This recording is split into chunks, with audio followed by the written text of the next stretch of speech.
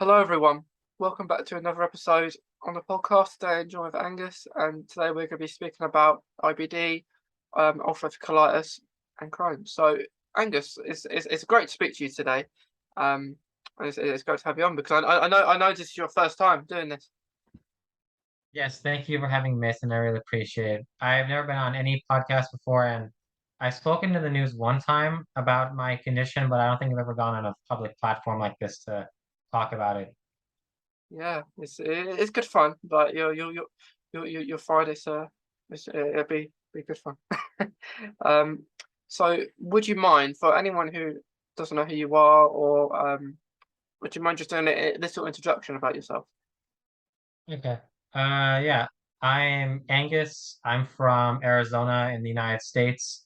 I'm 20 years old. I'm a third year university student, and I've had ulcerative colitis for 6 years now and a J pouch for about 5 years now.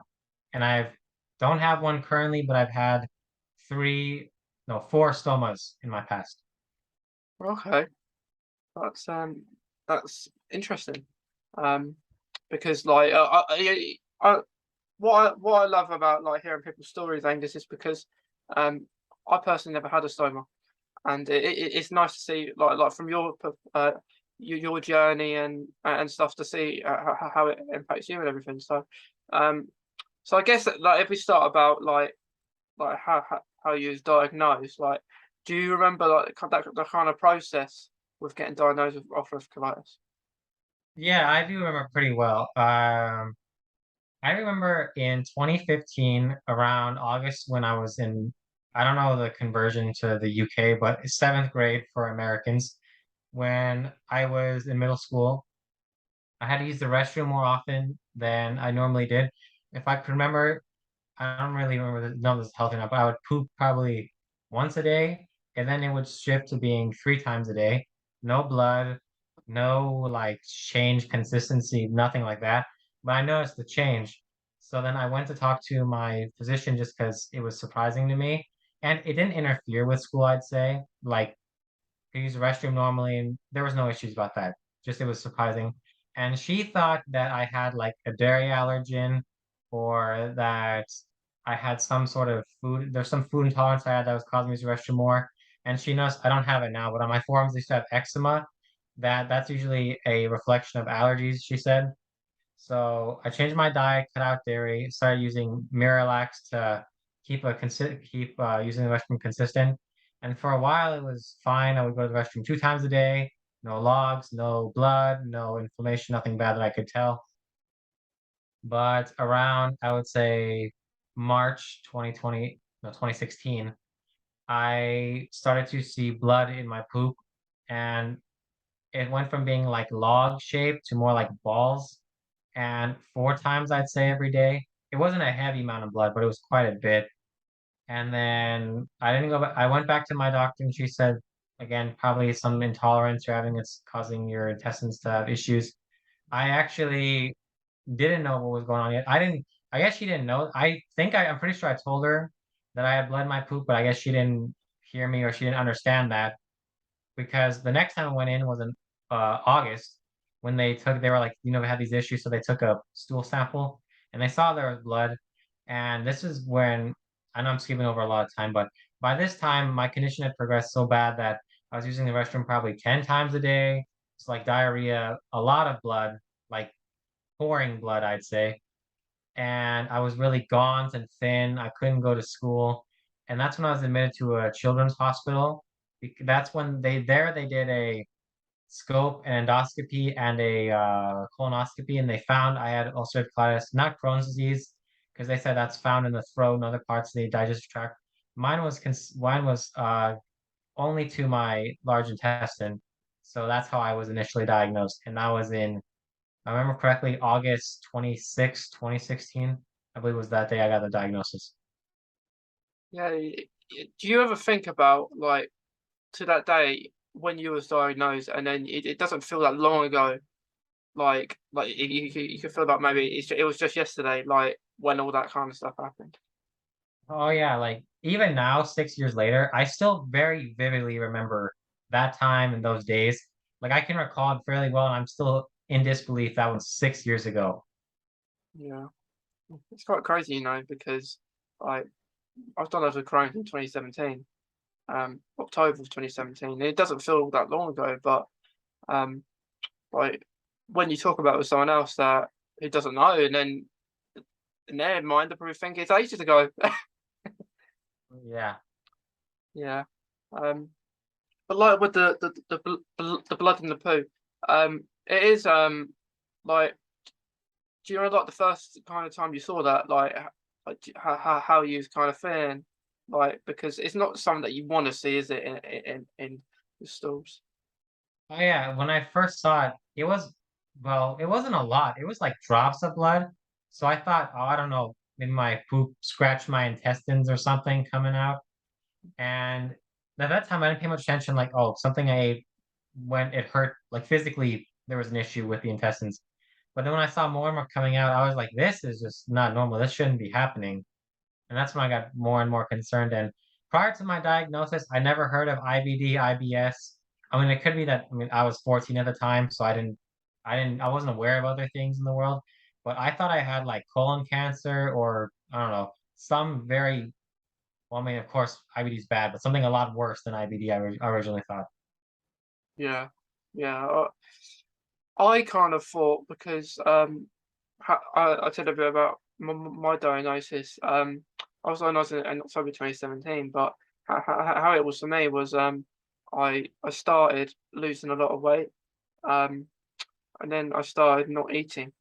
Um, Prior to that, so I couldn't eat anything, and I was in like really bad abdominal pain, so I couldn't eat or I drank. I could drink water, but I really struggled. And those drinks that they say you have to have if you can't eat anything. Um, I couldn't have that either because I didn't like it. Um, so I wasn't doing very well there. And then eventually a lot of pushing was involved to get seen in the end.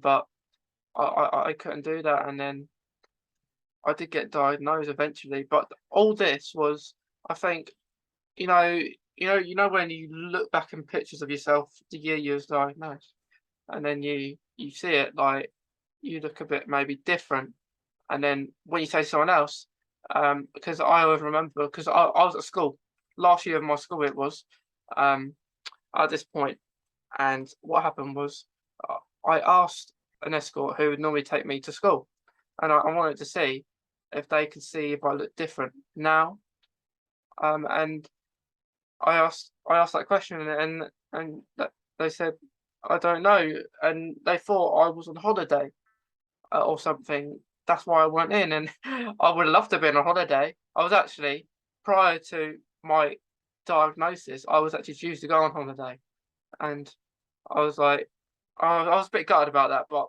the health is more important than going on holiday. So yeah, it's diagnosis is a tough kind of time. Yeah, and speaking of the school thing, I remember I completely 100%, of course, in retrospect, regret it now. But I remember when I was first diagnosed, I had medicine that helped initially, Remicade. I don't know, I think infliximab is the scientific name for it.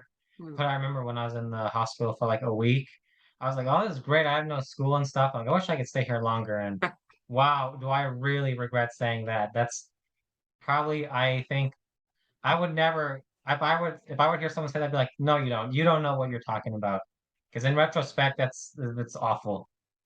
Yeah, I I kind of thought like that too because I was missing my maths or something. I didn't like maths, so Yeah.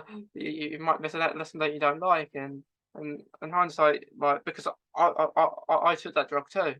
Um, like it was the first biologic I took after my diagnosis, and then I kind of, in a way, it was good. Then I had it then just so because you don't want to be in hospital like especially with COVID now. So because it is better, but it is like you do think like that, I suppose, when you're at school. Yeah, and that's like now that I think about, it, I'm like, I was so stupid to say that. That was completely wrong. No matter how terrible some classes at school can be, the hospital is always 10 times worse.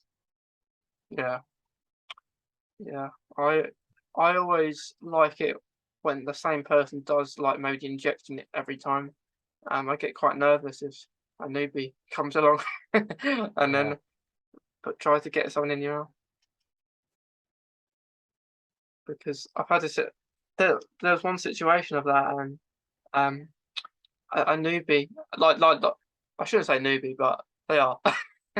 um, like a person I'm used to says, "Can this trainee person kind of eject into your arm for your injection today?" And I didn't want to be mean, so I said, "Yeah." I'm not going to say no.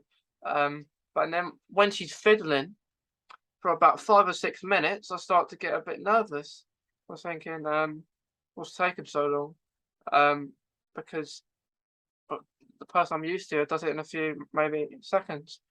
Um, and I eventually said, could you can I have the person I'm used to now because you're not doing it or you're doing something that's not right because I always make sure because you know when you go for a blood test or an injection um for for your ulcerative colitis or Crohn's, you, they say you've got to drink a lot before you come.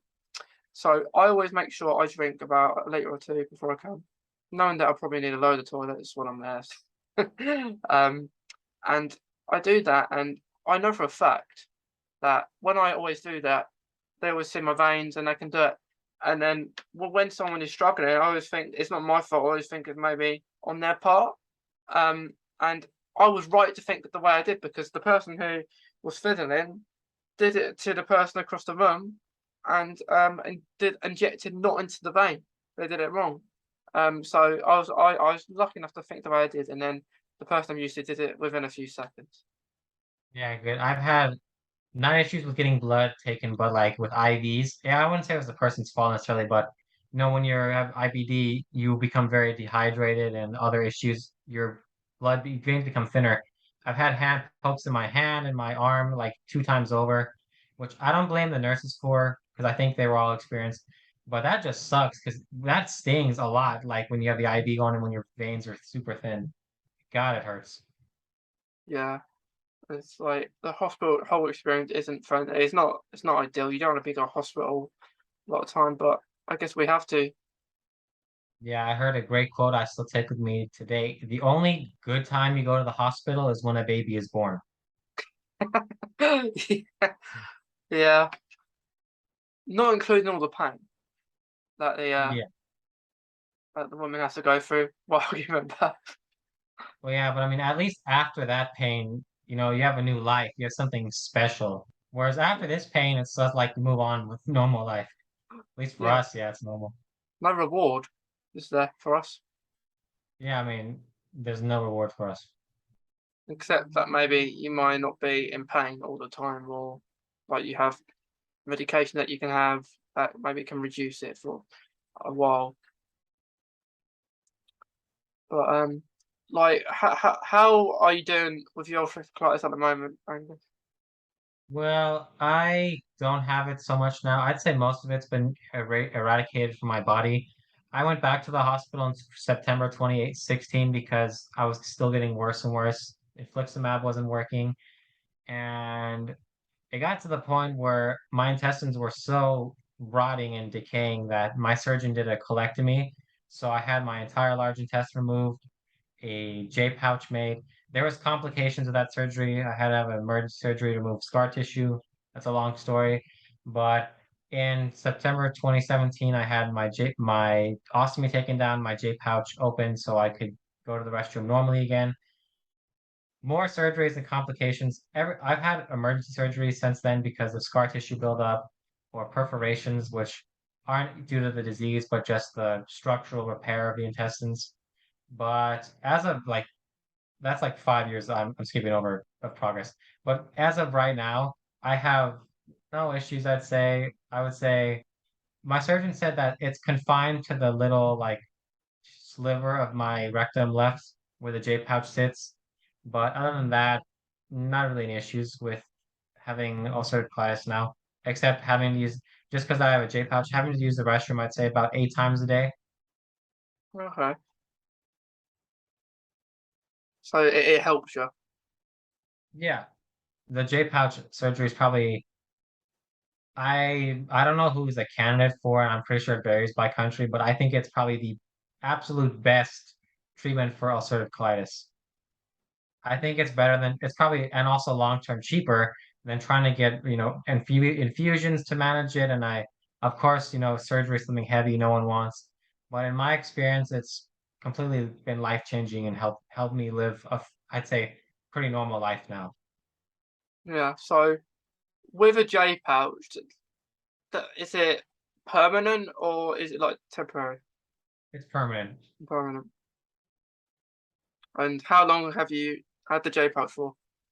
Now 5 years. I've been disconnected though with the stoma 3 times because of emergency situations. But in terms of how long I've been using my J pouch, I'd say in total length, probably 3 years now. Okay.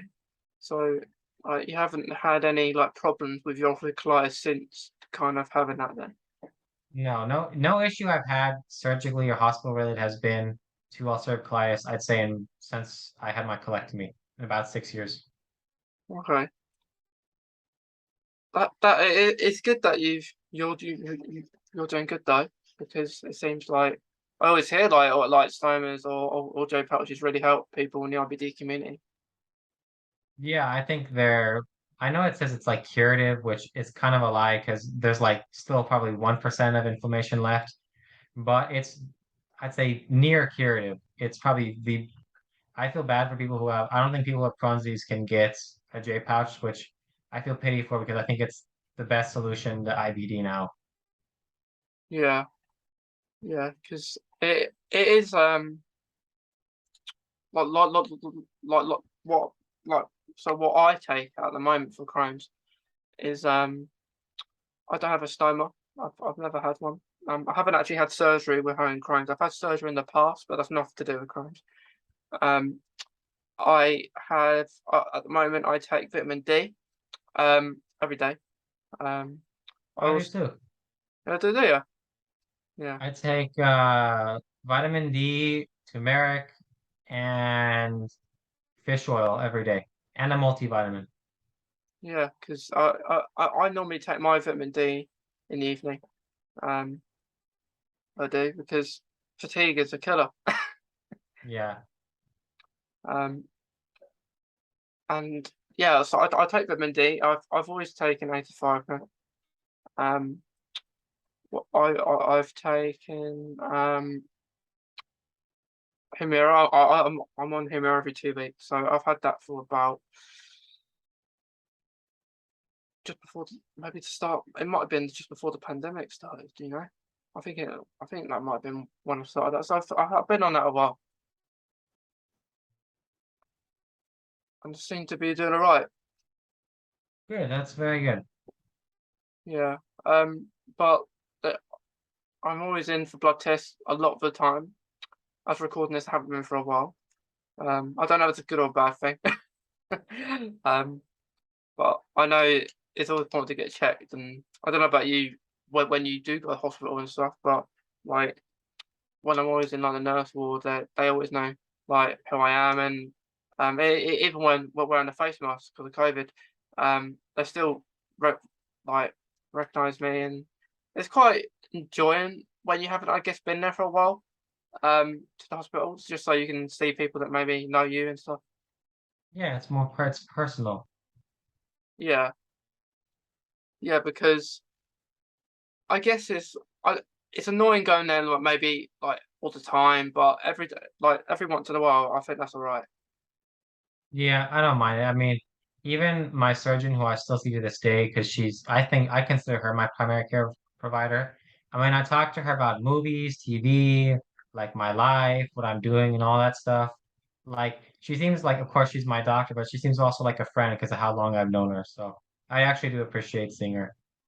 Yeah, yeah, and you kind of know like when they do stuff or like that that you trust them, like Yeah, they know what they're I doing. remember I trust her 10 times more than I trust any other doctor I've ever had. Yeah, yeah, because they kind of know like they know what they're doing because not every doctor or person out there in the IBD kind of work-wise maybe aren't maybe fully aware. Like not everyone knows 100%. So I think it's always important when we kind of take it on our like we have a little think if a doctor or someone advises something, we maybe double check beforehand that actually all goes ahead. But yeah, it's something that I've seen more now. I see more like more people like who have IBT themselves want to go into like that kind of work with IBD. Oh yeah, I have one my surgeon's like I forgot the word for this. Her nurse that worked with her, she has Crohn's disease too. So like I think it seems like a lot of people want to help others in the community, which I think is really awesome. It's good. Yeah, it's great because when you have it yourself, even better. But when you have that knowledge of it, that you can help other people with it, that's great. They have their own experience that can make maybe a patient more comfortable. Yeah, exactly. I think that's great because you can relate to people. They feel comforted around you. Yeah, like nowadays over in the UK, if I were to say to someone, "I have Crohn's," do you know what Crohn's is? They'll say normal response to me is, "Yes, I know a friend that has it." It's always the same. I don't really get many people saying no. Who I'm in contact with, but it is um it is good though. Like it's getting more aware like IBD. Yeah, I think it's important to spread awareness about it. Yeah, because I was like you, Angus, when like diagnosed. I had no idea what IBD was or colitis, Crohn's was before. Yeah, me too. I went into this completely blind, but I'd say now that I could probably give a rundown of everything to someone who would ask me, "Oh, what is IBD or what that?" Yeah, yeah, I don't mind talking about it. Before I was quite shy, I guess, to talk about my journey.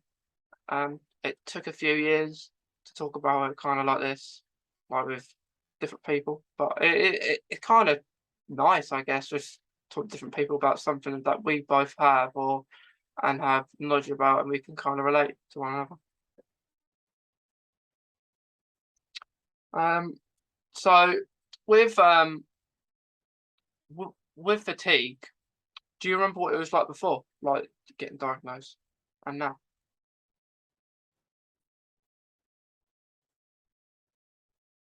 Like, the time I was in the hospital around then, Okay, because I would say I'd yeah, say like I started getting fatigued around the time of my diagnosis where I'd come home and like I'd sleep, take a nap for like 2 hours, wake up and then sleep from like 10 to 6. And even if I got a full night's of rest, no issues, I would still continuously nap coming whenever I came home from school. yeah, yeah. Me too. Like sleep in the middle of the day. Um, and it is like it's almost like you're really drained as well. Yeah, you feel like, oh, I have to do homework or even like sometimes I'd be like, I have to eat, I just want to sleep, you know. Yeah, you do. Fatigue Yeah, is very draining on your life activities. yeah, yeah. I remember it when I was younger, not when I wasn't diagnosed with Crohn's. It's not. It wasn't as bad then, but now it's almost like you've ran a like a marathon or something, and you're home, and not even that. So sometimes when you wake up as well, isn't it? Like from your like maybe 10 hours sleep, um, and then you want to go back to bed because you're almost like you haven't been to sleep. But yeah, it's something that I think if you're in remission or not, or your symptoms are in control or not, is I think it's one of them that's always gonna come around. Yeah, I agree with that.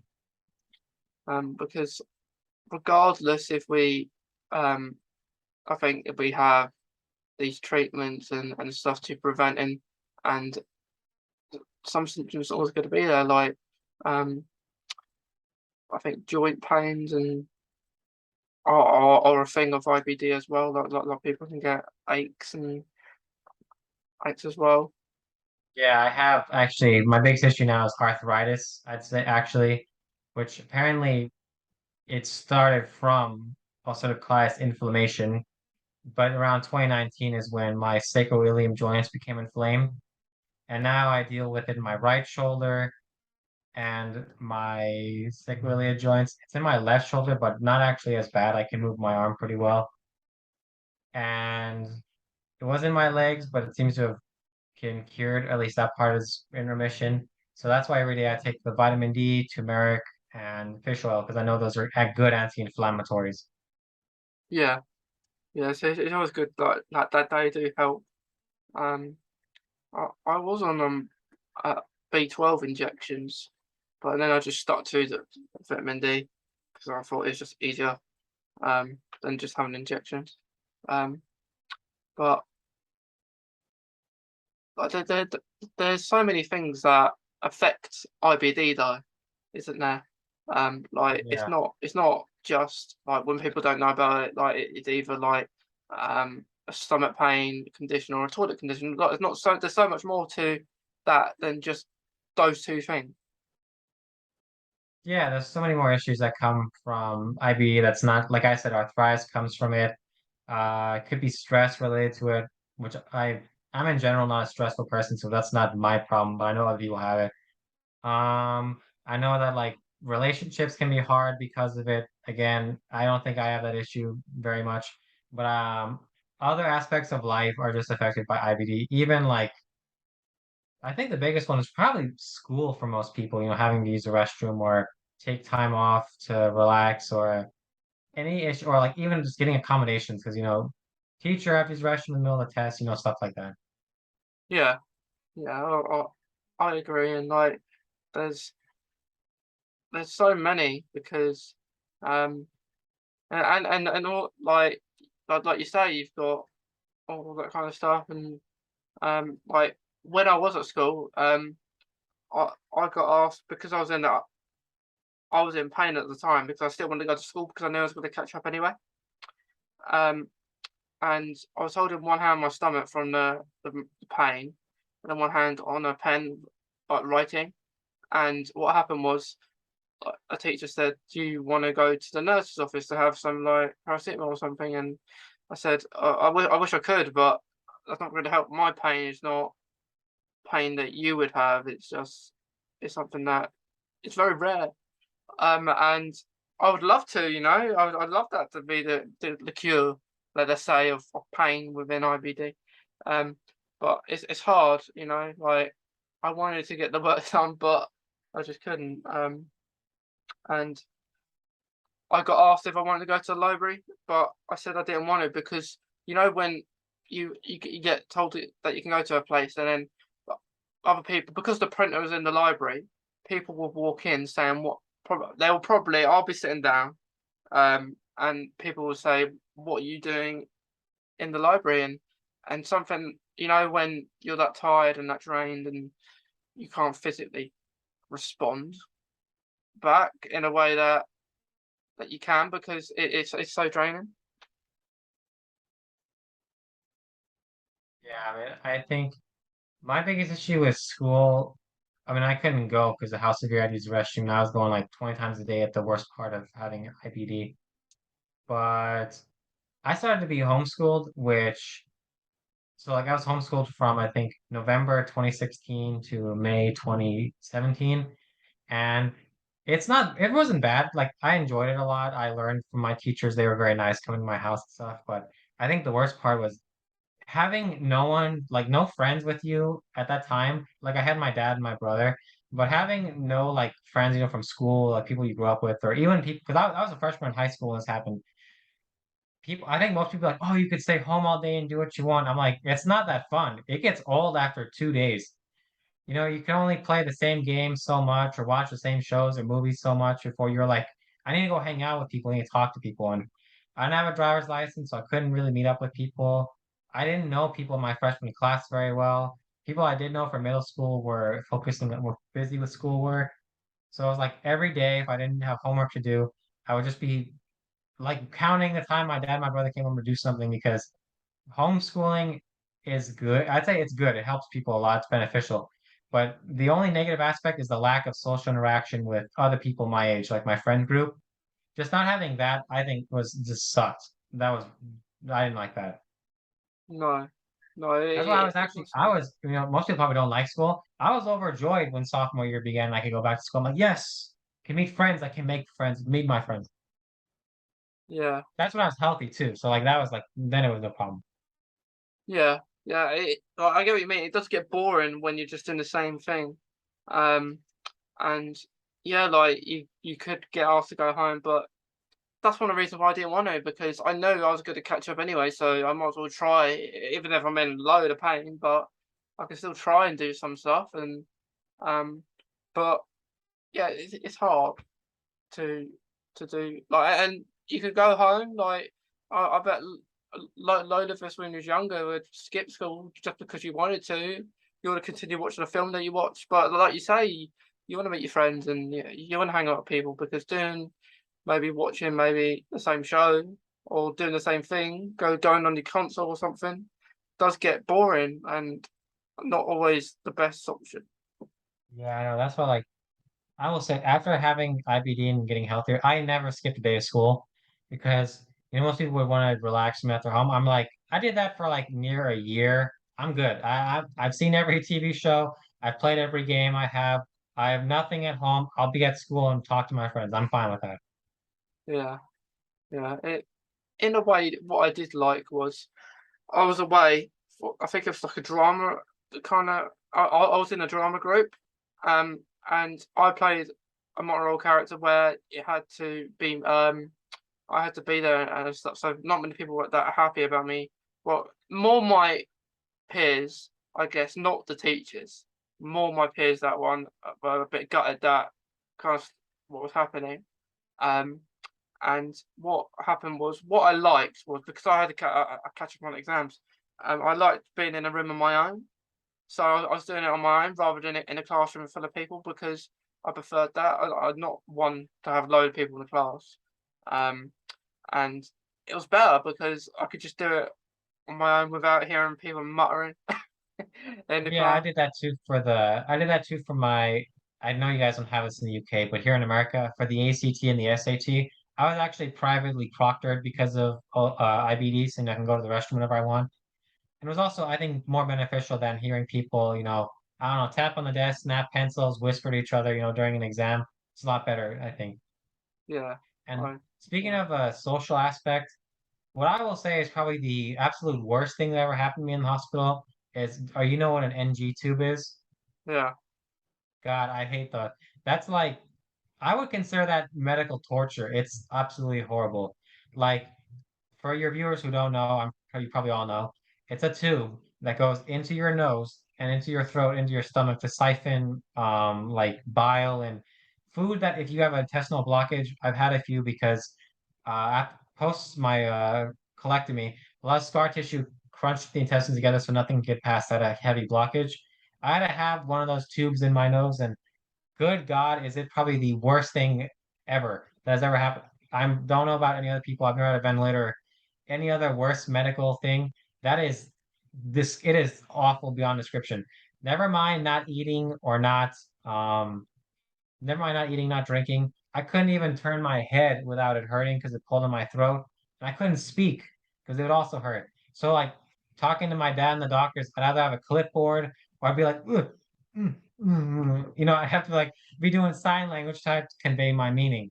God, that is without question the worst thing I've ever experienced in a hospital. And I advise any of you who might have suspected intestinal issue blockage or can't stomach food, go to the hospital immediately because if it prolongs and gets worse, they'll have to do that. And trust me, you don't want that. It's absolutely disgusting. It's awful. It's painful. yeah. Sorry for my tangent. No, no, go ahead. But it does sound very painful. Yes, it's be like especially because you're awake. And I didn't have painkillers when I got it, but I think I know they give some people it, but just like feeling it go into your body is awful. You gag, it hurts and all that.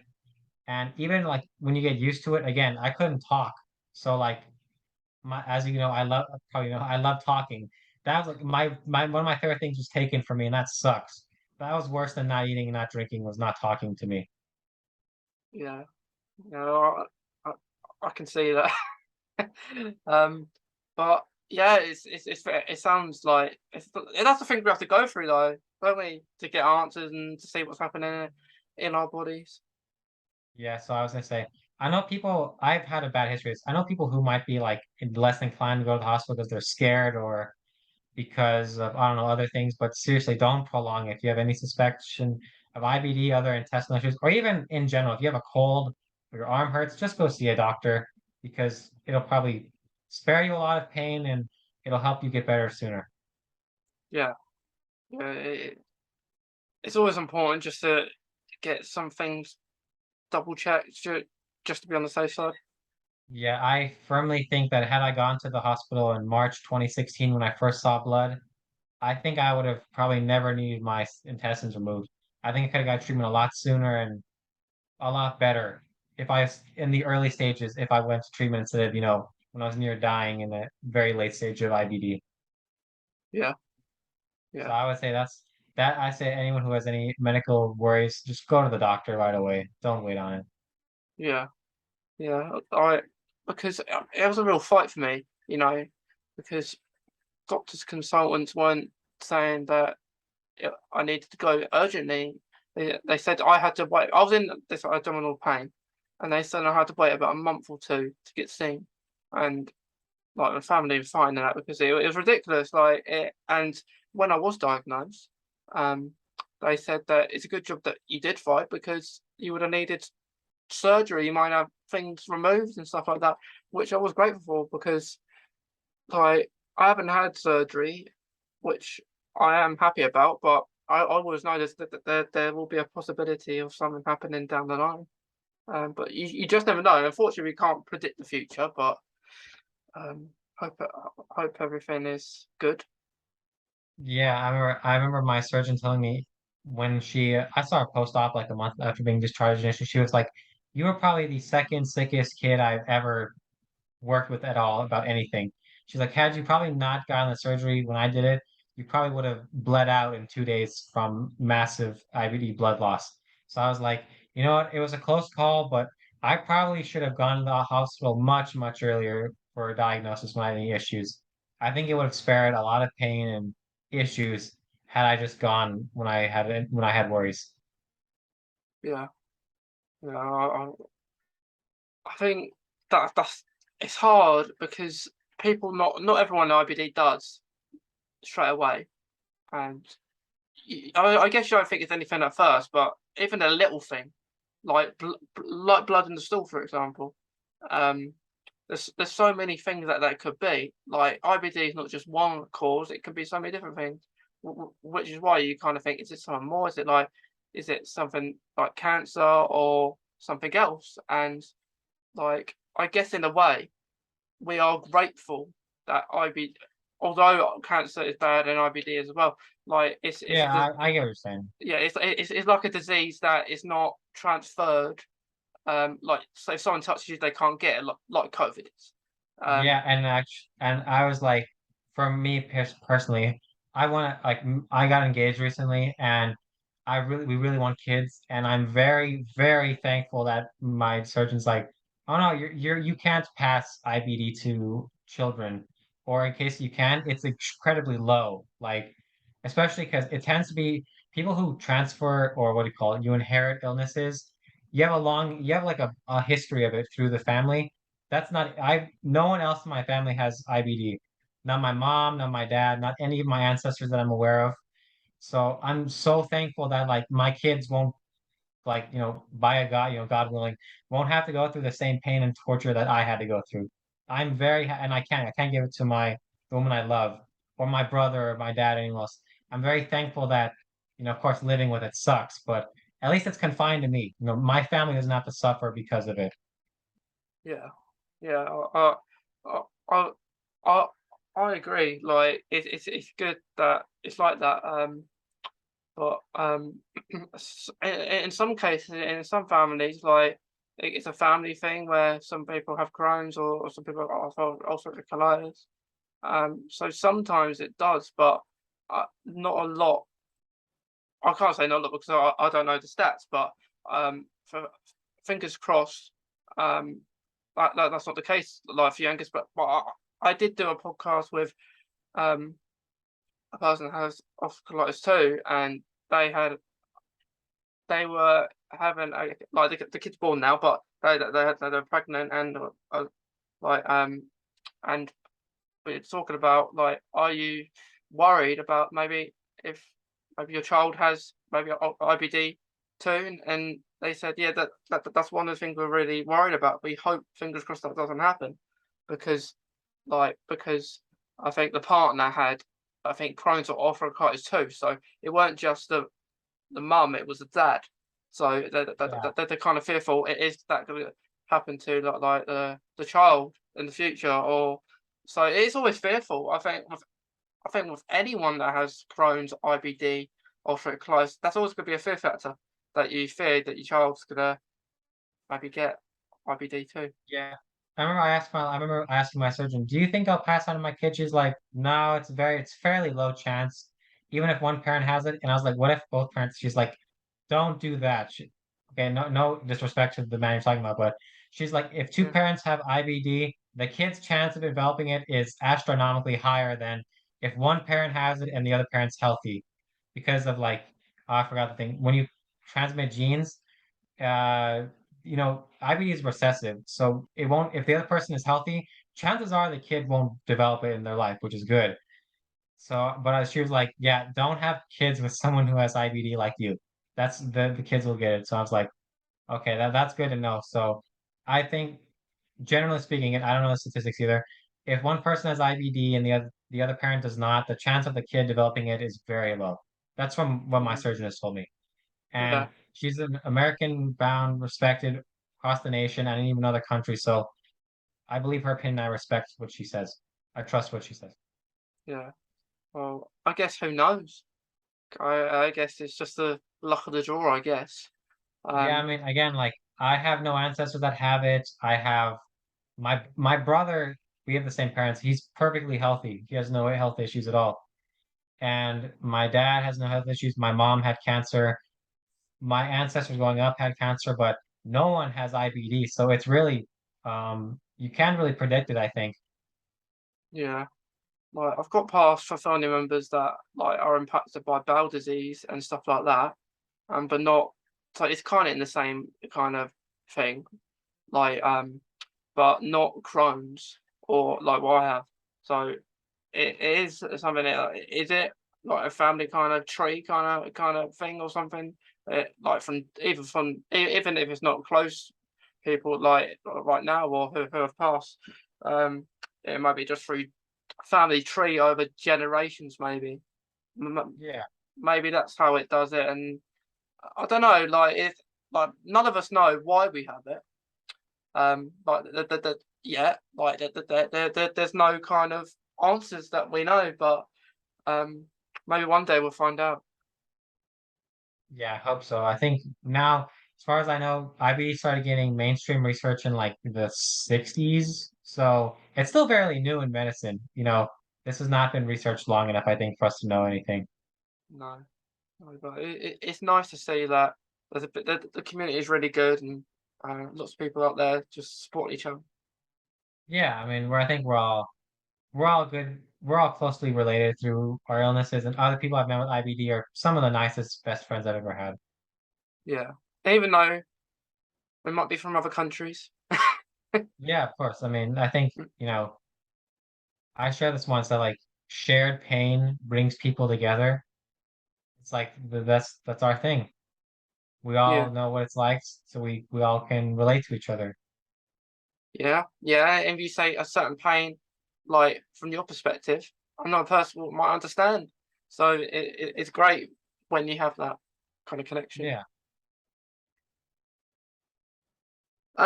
Before we finish, Angus, is there any advice that you want to give so about ulcerative colitis or your journey so far to anyone listening or Hmm. watching? As I already said before, go to the doctor if you have any concerns. Watch what you eat because it could be that even if you, I would say some people have diarrhea or health issues. It might not always be related to IBD. Like for example, now I've never had pouchitis. I've never had like blood ever since having a J pouch. But I can't eat eggs. Every time I eat eggs, they give me diarrhea in like 10 minutes. Like Yeah, even if they have to go to the restroom. And from what I've heard, eggs are actually pretty good for you. Like they apparently firm stool. So I think I've been told like I just have an egg allergy or intolerance, which would explain that. So keep track of what you can and can't eat. For anyone else who has a J pouch, I would say avoid eggs unless you have no issues with them. Hot dogs for me, if I eat them, they tend to liquefy and I have the diarrhea in like again like 10 minutes. Um, what else? I think that's my biggest takeaway is watch what you eat if you have UC or a J pouch, just so you can monitor what's good for you, what's not good for you, and keep how to keep your consistency good. Like for me, what I eat is some foods I eat might liquefy for me come out watery. Not diarrhea, but just not firm.